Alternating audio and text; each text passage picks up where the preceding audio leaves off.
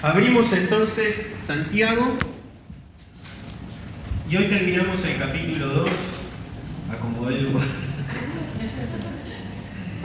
Saben que en realidad lo que nos quedó es el nudo hasta el día de hoy más controversial quizá de Santiago, es el capítulo 2:14.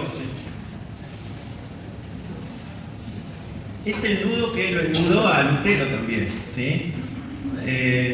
Yo les conté que Lutero sale, todos conocemos, o básicamente conocemos la historia, ¿no? Él sale de la iglesia oficial, del catolicismo, no por voluntad propia, él nunca quiso en realidad dejar de ser católico, pero al clavar esa tesis sobre esa puerta se estaba echando tierra encima, ¿no? Y no llegó a la hoguera solo porque Dios no quiso que así fuese, porque tenían todas en contra, pero eso que él no quiso, no quedó otra, fue comulgado y él después siguió con lo que conocemos como él. En realidad fueron otros muchos más, pero el exponente de la reforma, cuando uno habla de la reforma protestante, enseguida que se le viene a la mente Martín Lutero, ¿no? Y tanta repercusión que tuvo, porque por ejemplo ayer leía todos los movimientos que nosotros después vemos cristianos, fueron en base a muchos escritos de Lutero, ¿no?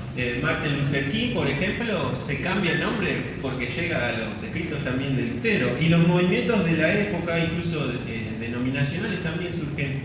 De eso incluso llega hasta los menonitas. Usted dice, ¿cómo surge ellos? Bueno, Menno Simons había sido alguien también, un acérrimo católico, un sacerdote, que llega a los escritos de Lutero, empieza a estudiar la Biblia, porque aunque ustedes no crean, aún los sacerdotes, que incluso a veces tenían títulos, no leían directamente la palabra, leían interpretaciones o enseñanzas que les daban. Entonces después cuando volvían a la fuente original, ahí el mazazo que les daba en su cabeza, es decir, esto no es lo que a mí me enseñaron, ¿no? Esto no es lo que yo practico. Y los escritos de Lutero fueron también los que despertaron muchos religiosos que estaban, como se acuerdan Pablo, lo que él hacía, él dice que lo hacía convencido, estaba haciendo algo mal obviamente, pero estaba convencido de que realizaba un servicio a Dios.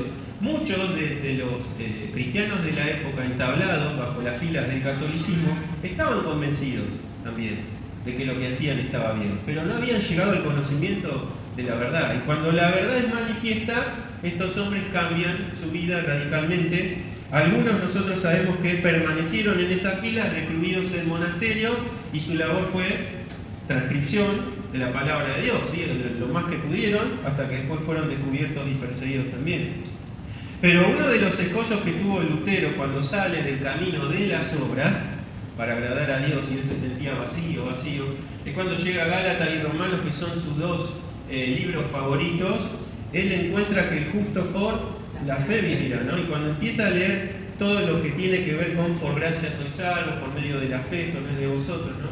Él llega directamente al punto de las obras, tirarlas todas, y cuando lee Santiago le genera una espina que le recuerda su pasado, ¿no? Y fue tal la traba mental que lo llega a denominar como el evangelio de paja o de hojarasca, ¿no? Y en su obra, si bien cuando hace la traducción al alemán de la escritura, si bien lo traduce, lo pone como en un apéndice apartado, ¿no? Porque no logró entender aún, porque obviamente los reformadores fueron importantes, pero eran imperfectos, como lo somos nosotros.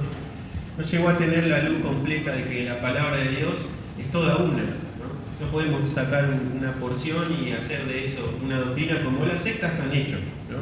Todas las sectas que nosotros vemos hoy día tienen fundamentos bíblicos.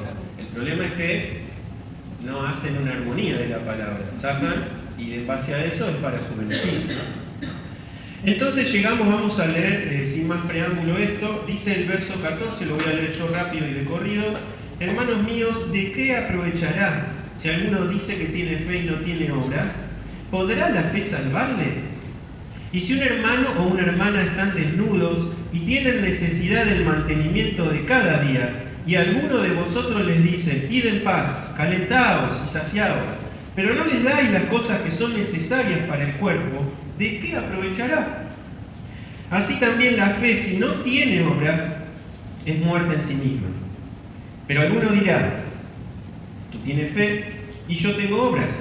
muéstrame tu fe sin tus obras, y yo te mostraré mi fe por mis obras. Tú crees que Dios es uno, bien haces, también los demonios creen y tiemblan. Mas ¿quieres saber, hombre vano, que la fe sin obras es muerta? ¿No fue justificado por las obras Abraham nuestro padre cuando ofreció a su hijo Isaac sobre el altar? ¿No ve que la fe actuó conjuntamente con sus obras y que la fe se perfeccionó por las obras y que se cumplió la escritura que dice: Abraham creyó a Dios y le fue contado por justicia y fue llamado amigo de Dios? Vosotros veis pues que el hombre es justificado por las obras y no solamente por la fe. Asimismo también Rahab, la ramera, no fue justificada por obras cuando recibió a los mensajeros y los envió por otro camino. Porque como el cuerpo sin espíritu está muerto, así también la fe sin obras está muerta.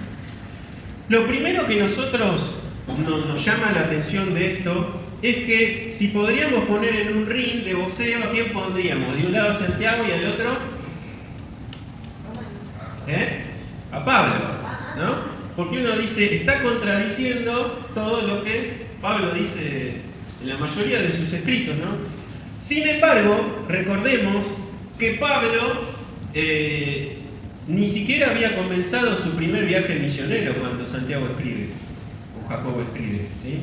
O sea que no es que hay disputas en la iglesia primitiva, ¿no? O sea, Jacobo es el primer escritor, le escribe a judíos cristianos dispersos, que estaban pasando por una serie de problemas. Recordamos que todos ellos estaban sufriendo escasez, y como estudiábamos también la porción anterior, ¿no? Cuando les dice si entra en la congregación, ¿se acuerdan? Un hombre que era muy pobre, otro muy rico, ellos tenían favoritismo, porque en su situación posiblemente necesitaban, daban manotazos de ahogado y buscaban un beneficio al hacer esta acepción de personas, ¿no? Pero ahora acá cambia la cosa, porque Santiago ya no habla de dos personas ajenas que entran, ¿sí?, a la congregación, sino él da un ejemplo acá, dice, por ejemplo, si un hermano o una hermana, ya no es alguien ajeno de afuera, es alguien propio dentro de ellos, y otra vez Santiago ahora se mete más en profundidad, porque no era solamente con un inconverso, acá estaban pasando cosas dentro de la congregación. Ahora yo quiero rápidamente hablar un poco para sacar este intríngulis que a veces se dice entre la salvación por fe y por obras. En primer lugar, hay tres tipos de obras que el Nuevo Testamento llama y que nosotros las conocemos. Una son las obras en general, o las obras de amor, que son consecuencia de lo que Dios hace en nuestra vida. ¿Tienen ahí los micrófonos? Leemos, no vamos a leer todos los textos, igual ustedes los van a tener, porque si yo quiero terminar hoy y que quede este tema. ¿Quién va a leer? Bien. Vamos a buscar ahí, buscá vos, Sergio, Mateo 5:16, y Elena, vos buscaste Juan 10:38. Después, María Marta, vos te vas a ir buscando Romanos 8:13. Y Alicia, vos te vas a buscar Gálatas 2:15 y 16.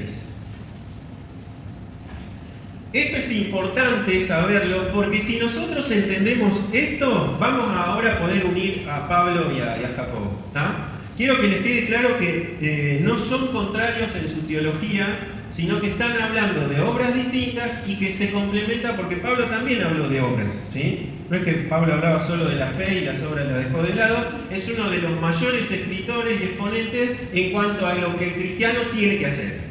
Y eso es un obrar, ¿sí? Bueno, ahí Mateo entonces, Mateo 5:16. Voy. Así alumbre vuestra luz delante de los hombres, para que vean vuestras buenas obras y glorifiquen a vuestro Padre que está en los cielos. Perfecto. Ese es uno de los conceptos en el Nuevo Testamento de las obras, ¿sí? En general, o llamadas obras también de amor. Y Juan 10:38. Mas si las hago, aunque no me creas. Acércate el micrófono. Mas si las hago, aunque no me creas a mí, creed a las obras, para que conozca y crea que el Padre está en mí y yo en el Padre. Fíjense, Jesús mismo apela a eso. O sea, si no creen lo que yo les digo, no creen mi doctrina, crean entonces en qué. Por las obras que estoy realizando. Recuerden esto, que cuando Pablo habla, que dice que Dios, lo que de Dios quizás no se conoce, pero su eterno poder y deidad se hace manifiesto por medio de qué. de las obras creadas, o sea, de la creación. Por eso después añade que nadie tiene excusa. Porque lo que Él creó, las obras de Dios manifiestas, revelan que hay un ser creador. ¿Sí? O sea que no es mala palabra hablar de obras. ¿Sí? Después tenemos, por ejemplo, ahí les di el texto de Romanos, puede ser, Romanos 8:13. Eso ahora es obras de la carne.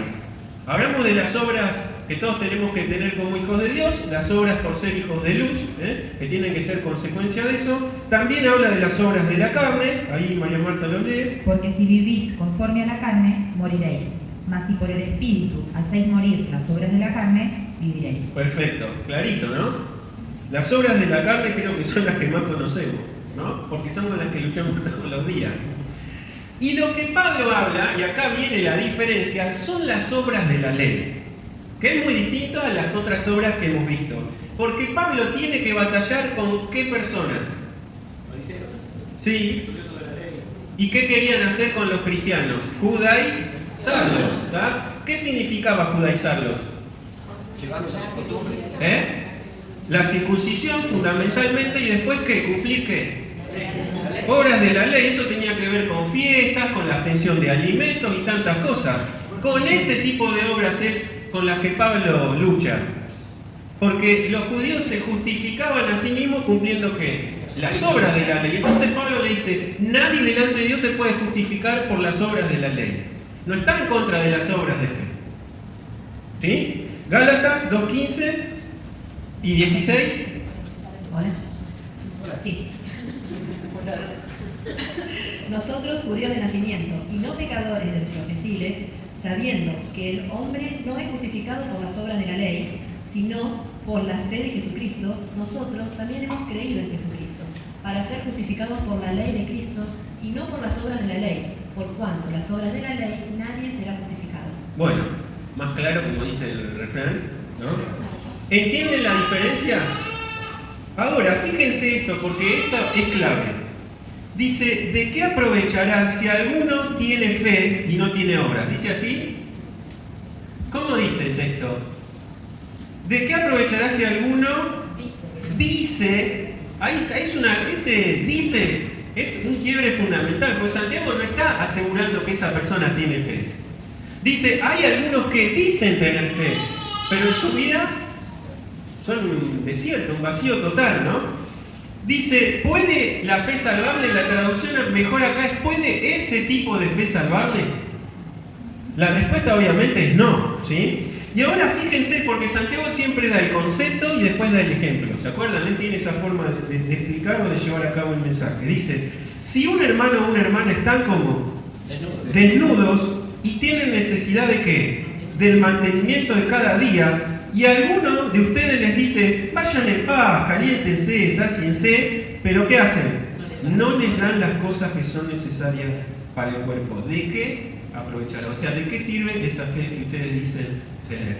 ¿Se entiende ahora todo lo que nosotros podamos leer o leímos de este pasaje? El contexto de lo que Santiago dice es este.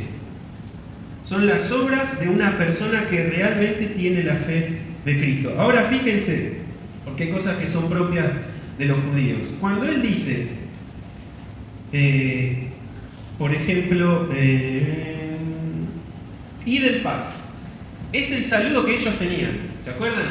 Shalom. Y a veces lo duplicaban, decían shalom, shalom, como duplicando eso. Bueno, miren, dice, además de paz, esa palabra significa sanidad, prosperidad, un estado de completa tranquilidad, contentamiento y satisfacción. Implicaba mucho más que paz, andar en paz, ¿no? Era todo eso.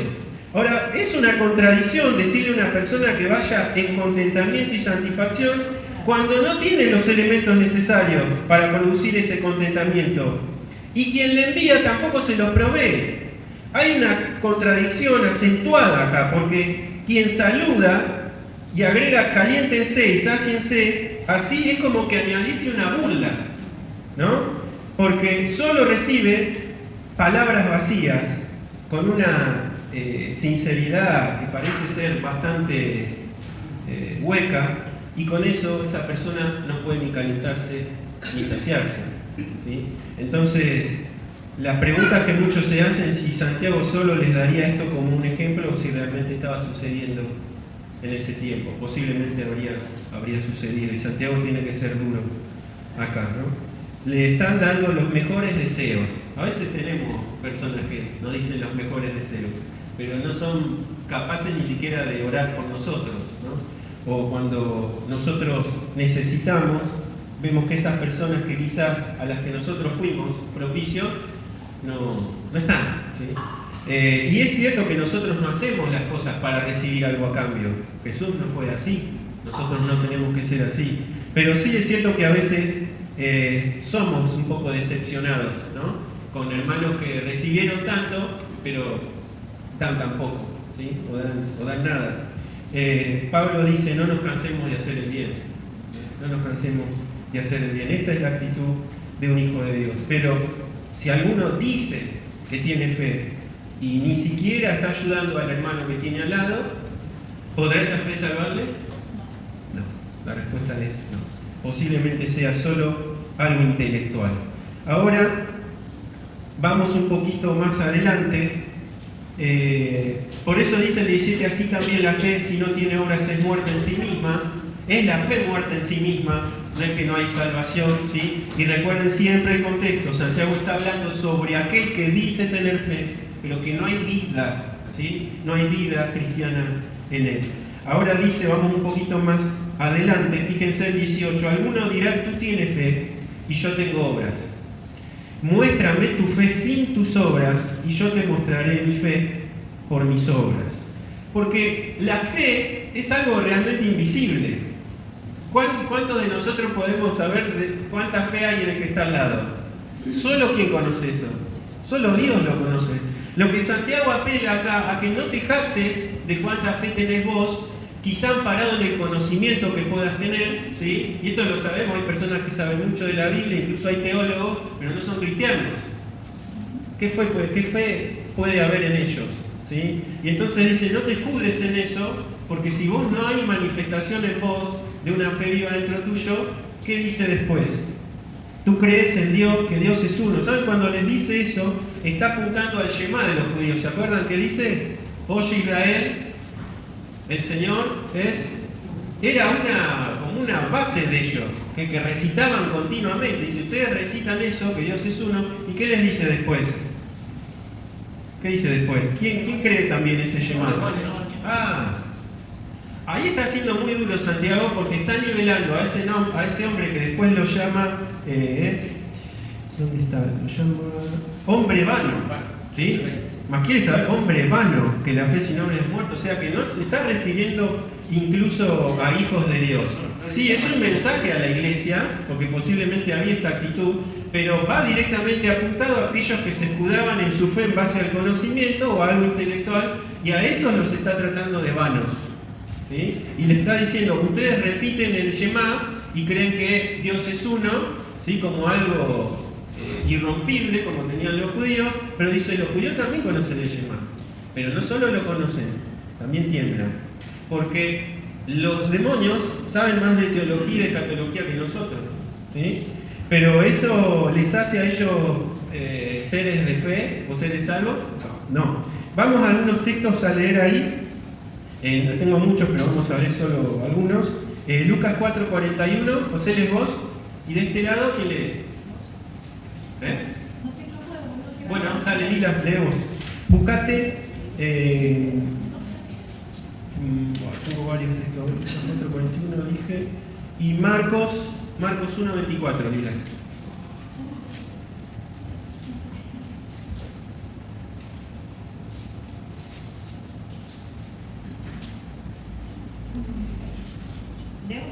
¿Sí? ¿Quién empieza? Lucas, el de Lucas. Lucas 4:41. También salían demonios de muchos, dando voces y diciendo, tú eres el Hijo de Dios, pero él los reprendía y no les dejaba hablar, porque sabían que él era el Cristo. Bien, ¿tenía conocimiento o no? Y cuando el Señor estaba, ¿qué hacían? Ante la sola voz del Señor, se iban. ¿Por qué el Señor no los dejaba hablar a los demonios? Una tiene que ver con el tiempo, porque Jesús estaba sujeto a los tiempos del Padre. Pero lo otro es porque él no quería identificarse con el aval de la boca del demonio. Recuérdense que aún así los religiosos de la época le decían: vos hacés lo que hacés por Belcebú. Y ahí donde generan la blasfemia, porque habla del Espíritu Santo y él después dice: lo que se diga contra el Espíritu no va a ser perdonado, ¿no? Pero el Señor Jesús no quería nada que ver con lo que un demonio podría decir, porque eso lo asociaba a ellos. ¿Se acuerdan? Pablo también pasó cuando había una mujer que tenía el espíritu, dice, de adivinación o de pitón, transfiere. ¿Qué hace Pablo? Por más que la mujer le está diciendo algo real, ¿no? Porque va detrás de ellos y le dicen: ellos son hijos de Dios, qué sé yo, les dan, no me acuerdo exactamente la palabra, pero está diciendo algo real. ¿Y qué hace Pablo? ¿La deja que siga con ellos? ¿Se da vuelta? Y reprende al espíritu. Y eso le trae un problema bárbaro, porque la ganancia de lo que la tenían ahí se les alteró completamente, ¿no? Porque ese es lo mismo. No permite que pueda haber sociedad. ¿Qué sociedad tiene la luz y las tinieblas? Ninguna, ¿sí? Y el otro texto que te di a Bonilla creo que es el de Marcos, ¿no? Marcos 1:24, a ver. Diciendo: ¿qué tienes con nosotros, Jesús Nazareno? ¿Has venido para destruirnos? Sé quién eres, el Santo de Dios.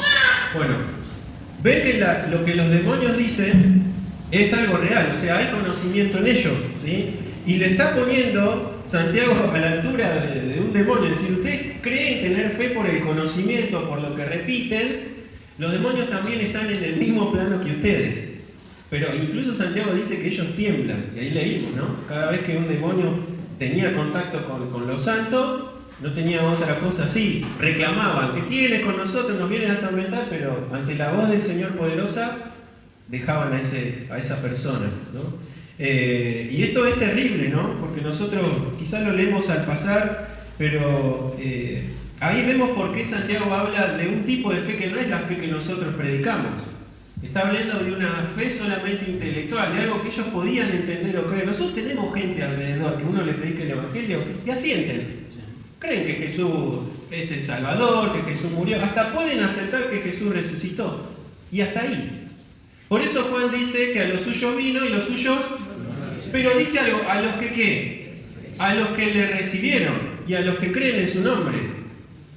¿Sí? El acto de recibir es el acto importante que nos trae la salvación, no el acto intelectual de creer. Si nos quedamos solo en aceptar intelectualmente una verdad, eso no nos otorga ninguna salvación y sigue siendo una fe muerta. Hay personas que no son religiosas y tienen obras de caridad, nos pasan. ¿Y esas obras son algo delante de Dios?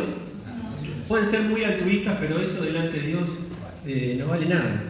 No tiene sentido, exacto. Son trapos de inmundicia. ¿Saben que esa palabra es más fuerte todavía? Se llama trapo de menstruo o trapo inmundo de las llagas de los leprosos. Eso, que vos te genera asco, es delante de Dios las obras para querer justificarte delante de Él, ¿sí?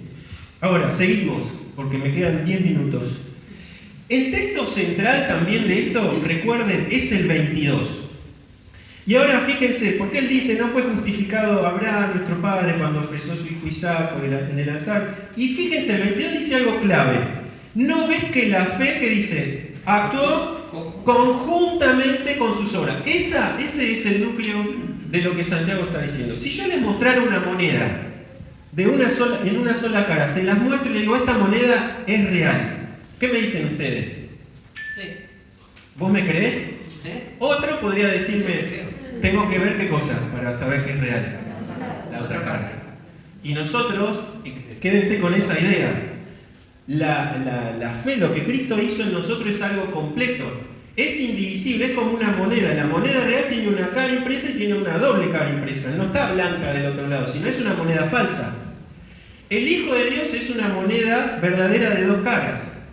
Porque hay certeza y convicción en lo que creemos, pero del otro lado tiene que haber obras en consecuencia.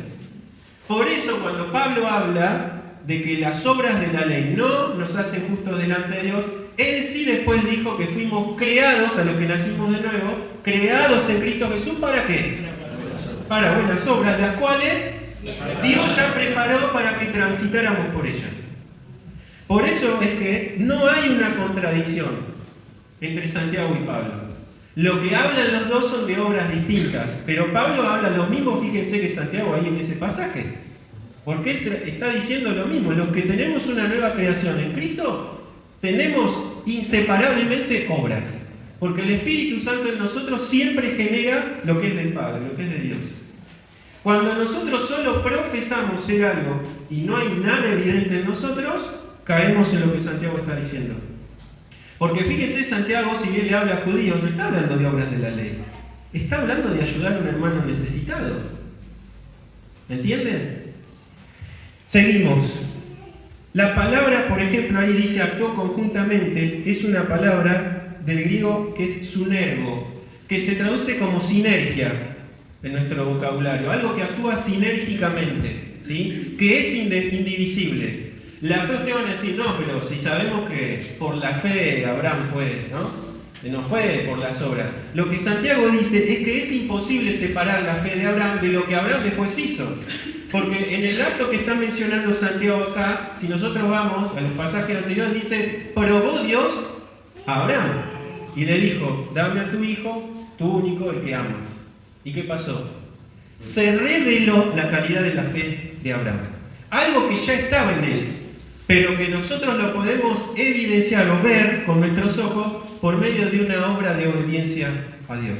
Por eso decimos, las obras de fe son indivisibles de la fe. Son las dos caras de esa moneda real. ¿Se entiende?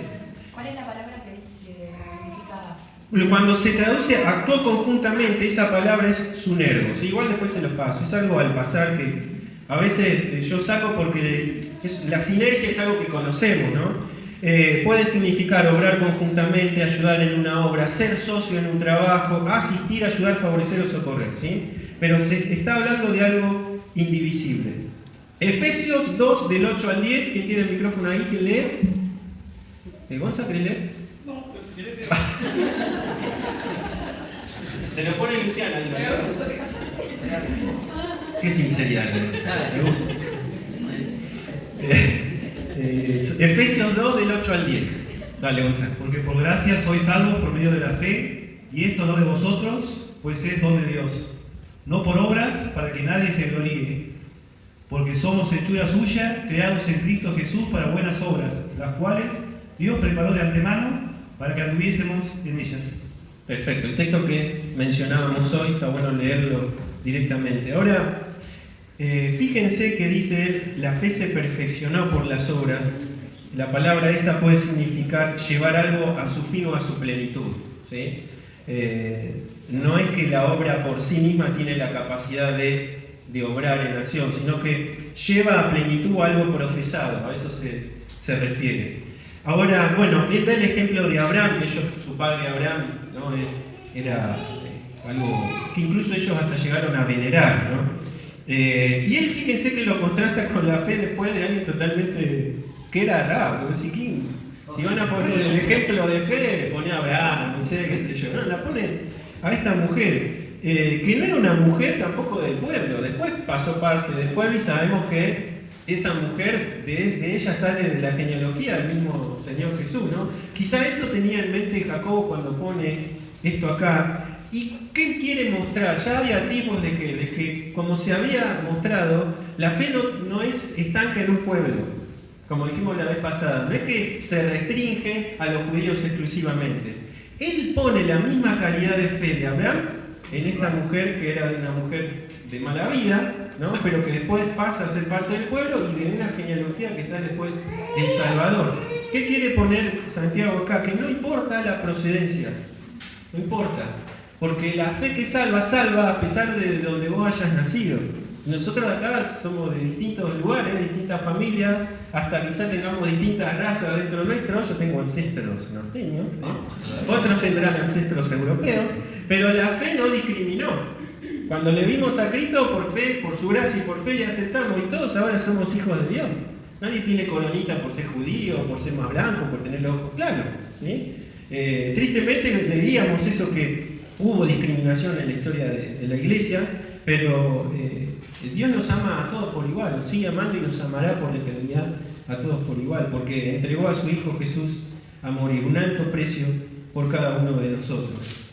Y para ir terminando, dice, por ejemplo, el 26 dice, porque como el cuerpo sin espíritu está como muerto. Ahí esa palabra espíritu se puede traducir aliento, en realidad, y tiene que ver con algo vital. Es decir, cuando alguien está palmado, ¿qué hacemos? Ver si respira. O sea, a eso se refiere. Como alguien que está, dice, el cuerpo que no tiene aliento en sí está muerto, dice, también la fe sin obras está muerta. Fíjense cómo compara ahora ese ser vivo que sabemos que tiene vida porque está respirando. Si la fe no manifiesta obras de fe, como dice Santiago, está muerto. Está muerto. Ahora, algo importante para ir terminando. La fe verdadera, se muestra en obras, pero no se sustenta en las obras para justificación. Porque es Dios el dador de la fe y es Jesucristo el autor y el consumador de la fe. No son las obras. Esto es importante porque caemos a veces en el error de juzgar al hermano también por las obras. Hermano querido, antes de todo está la gracia de Dios. Hoy acá le citaba el pasaje, ¿no?, de la gracia de Dios. Antes que todo está la gracia de Dios. Aunque nosotros no veamos en el otro hermano obras. No te pongas en el papel de juez a querer evaluar a ver si vos tenés más fe que el otro, ¿no?, por las cosas que haces. ¿Qué obras hizo el ladrón al lado de Jesús en la cruz? ¿Y qué le dijo el Señor? Hoy mismo vas a estar conmigo en el paraíso. Eso es gracia. El obrero que fue contratado a lo último del día, ¿cuál fue el pago? El mismo que nosotros. Eso es gracia. Nosotros no podemos nunca ponernos en el papel de jueces porque la gracia de Dios a veces es inentendible. Hay personas que fueron unos desgraciados toda su vida y en el lecho de muerte pasan de muerte a vida. ¿Qué obras hicieron para ser justificados? Lo que pasó en su corazón nosotros no lo sabemos. Como este ladrón, ¿qué obras hizo para mostrar que él se había arrepentido? Ninguna. Sin embargo, Dios ve lo que nosotros no vemos. Y le dijo al ladrón, hoy vas a estar conmigo en el paraíso. Eso es glorioso, ¿no? Por eso que no caigamos en esta trampa del enemigo, ¿no? El Señor Jesús le dijo a Pedro, ¿y qué a ti? Sígueme tú, ¿no? Pedro le dijo, ¿y qué a este? ¿Y a este qué le va a pasar? Vos me estás diciendo que a mí me van a ceñir, que por causa de Cristo voy a sufrir martirio. ¿Y a él? No mires al lado. Seguime vos. Y es la misma palabra que hoy tiene que resonar en nosotros, hermanos. Tenemos que velar más por nosotros, ¿sí? Y al hermano ayudarlo, obviamente. El centro de Santiago acá es, si tu fe es una fe viva, si declarás que vos tenés a Cristo y el Espíritu Santo, es imposible que no haya obras que magnifiquen y glorifiquen a Dios. Ojo, que no son obras que te glorifican a vos. Todas las obras hechas en fe se hacen en humildad y delante de Dios. Hermanos, si es por las obras, muchos le van a decir al Señor Jesús, en tu nombre hicimos obras, en tu nombre sanamos, ¿y qué le va a decir? Las obras que hicieron fueron obras de maldad. Porque así les dice, obradores de maldad. Y acto siguiente, ¿qué les dice? Apártense de mí. Nunca los conocí. Por eso, no caigamos en esta trampa del enemigo. De nosotros no tenemos ningún medidor de fe. Dios tiene la visión soberana de lo que hay en nuestro corazón. Porque si vos tenés muchas obras, pero lo que vos haces, lo haces para que los demás te vean, ¿sabés de qué sirve eso delante de Dios? Se va a quemar como hojarasca. Entonces que sepamos que nuestra fe es indivisible de las obras, pero de las obras que Él preparó para que transitemos en ellas, ¿sí?